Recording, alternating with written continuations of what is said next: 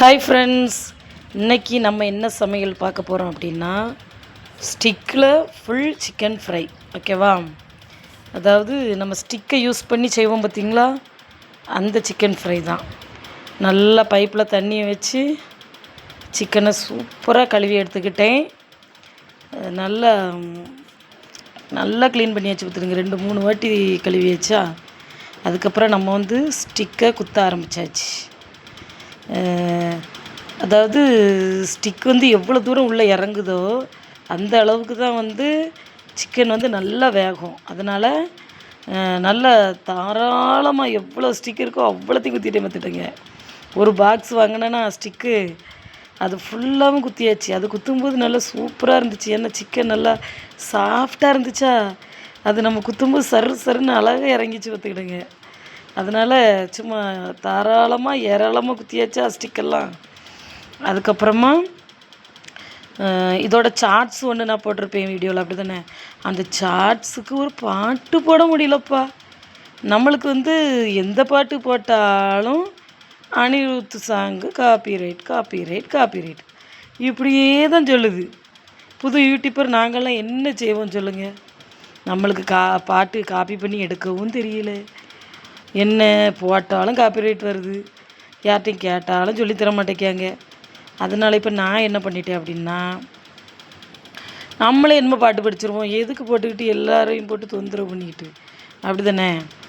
இந்த full chicken ஃப்ரைக்கு எனக்கு என்ன பாட்டு போடணும் அப்படின்னு தோணுச்சுன்னா, தாமரை பூவுக்கும் தண்ணிக்கும் என்னைக்கும் சண்டையே வந்ததில்லை, மாமனை தள்ளி நீ தவணி போட்டுக்க மச்சினி யாரும் இல்லை, கம்பங்கூழில் போட்ட உப்பு கஞ்சியெல்லாம் சேர்தல் போல கண்டபோதே இந்த மூஞ்சி நிறைஞ்சு போச்சு நெஞ்சுக்குள்ள, நாக்கில முக்கையே ஏகே தொட்டவன் நானடி, பார்வையால் உசுரையே ஓஹோ தொட்டவன் நீயடி, தாமரை பூவுக்கும் தண்ணிக்கும் என்னைக்கும் சண்டையே வந்ததில்லை, மாமனை தள்ளி நீ தவணி போட்டுக்க மச்சினி யாரும் இல்லை. இந்த பாட்டு தான் எனக்கு போடணும்னு ரொம்ப ஆசைப்பட்டுக்கங்க. அதனால படிச்சிட்டேன். ஓகேவா? இப்படி நான் பாட்டு படித்து போடுறது எப்படி இருக்குது? இனிமேல் சேகர் சேனல் லைஃப் ஸ்டைலில் ஒவ்வொரு பாட்டாக போடலான் இருக்கேன். ஆனால் அது உங்களுக்கு பிடிச்சிருந்தா மட்டும்தான். ஓகேவா? பாட்டு படிக்கிறது நல்லா தான் இருக்குது அப்படின்னாக்கி கண்டிப்பாக எனக்கு ஒரு கமெண்டில் ஓகே எஸ் அப்படின்னு சொல்லிடுங்க. அவ்வளோதான். அதுக்கப்புறமா ஸ்டிக் எல்லாம் எடுத்து போட்டாச்சு. நல்ல சிக்கன் வந்துருந்துச்சு. அதுக்கு தேவையான மசாலாக்கள் எல்லாத்தையுமே போட ஆரம்பிச்சிட்டேன். அதாவது வத்தல் பொடி, நம்ம கொஞ்சம் லெமனு, முட்டை, உப்பு எல்லாத்தையுமே போட்டு நல்லா மிக்ஸ் பண்ணி சிக்கனில் நல்லா ராவுன்னு ராவியாச்சு. ராவி சும்மா சூப்பராக குளிப்பாட்டியாச்சு மசாலாவிலேயே. ஏன்னா உள்ளெல்லாம் நல்லா வெந்தால் தானே டேஸ்ட்டாக இருக்கும். அதனால் நல்லா குளிப்பாட்டி கையில் இருந்தால் தூக்கி வச்சு பாருங்கள் எப்படி சூப்பராக இருக்கா.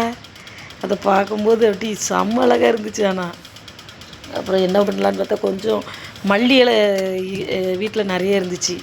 அதனால் சரி இதுக்குள்ளே மல்லி இலை வைப்போம் அப்படின்னு சொல்லிட்டு மல்லி இலையை கொஞ்சம் வச்சேன். ஆனால் அந்த மல்லி இலை நல்லா ஃப்ரெஷ்ஷாக இருந்துச்சு, ரொம்ப அழகாக இருந்துச்சு. அதுக்கப்புறமா பொருக்கஞ்சட்டி அடுப்பில் வச்சாச்சு பார்த்துட்டேங்க.